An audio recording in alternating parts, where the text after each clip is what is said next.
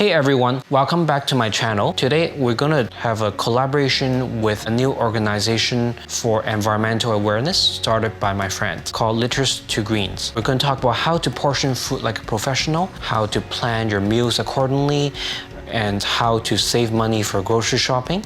So let's get into it. Tip number 1, when we portion, don't guess, always weigh. I would highly recommend that we all invest in one of these small kitchen scales. They don't cost very much and they last a very long time. So this one has lasted me for over 10 years. All I needed to do was to change the batteries from time to time. When we portion meats, we're looking at approximately 60 to 80 grams per person when it comes to Asian stir fries. Because stir fries, you also add other ingredients such as vegetables into the dish. You don't want to overcrowd the dish. When you're looking at a meat-only dish, so for example, you're making a chicken breast or steak or fish fillet, then you're looking at 100 to 150 grams per person, depending on your personal preference. These numbers are for meat without bones. As a general rule, the bones consist of approximately 30 to 40% of the meat. So you just need to add that percentage into the portion. So for example, we're cooking fish for 2 persons. So let's say we want to cook 100 grams per person, so it'll be 200 grams. Then we need to buy a fish that's approximately 300 grams in weight.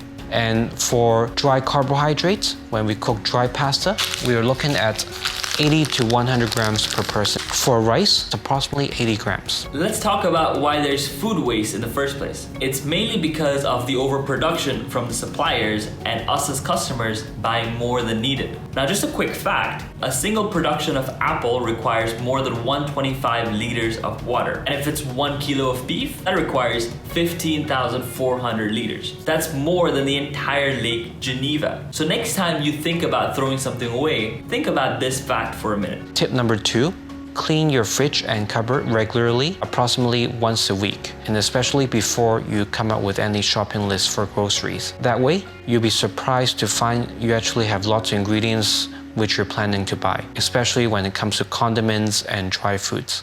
Tip number 3, think before you throw an ingredient away. When we peel a vegetable, for example, a carrot, onion, you can wash the vegetable first. So the peel and the end cuts, you can use to make vegetable stock or add it to a meat stock. When you prepare a whole chicken or a whole fish, the bones you can always use to make stock at home. More than 1.3 billion tons of edible food is wasted every year, while 9 million people die of hunger. Now, to put that food waste into perspective, that's enough to feed 815 million people 4 times over. Now that sounds crazy and almost disappointing, but I also know that we can all do better. Tip number 4, think about the shelf life when you shop for grocery. For meat and fish and chicken, it's approximately 3 to 4 days, depending on how fresh the meat was when you first bought it. For vegetables, it would keep fresh in the fridge for around 1 week. Look, food waste is a worldwide problem, and our Earth is a complicated place. So there's no single solution to help those millions buy the food that's being thrown away. But what we can do is we can limit the waste so that we can save our resources on Earth, so we can help our future generations. And we can also encourage others by educating them or encouraging others to reduce and reuse the wasted items into composting or turning into different products or even portioning. You can even look at our friend Lewis's video where he talks about how to portion food while cooking different cuisines. I hope that you found the tips useful. Be sure to check out the link down below for the Facebook page of Litters2Greens. I'm going to upload my video very soon, my new and exciting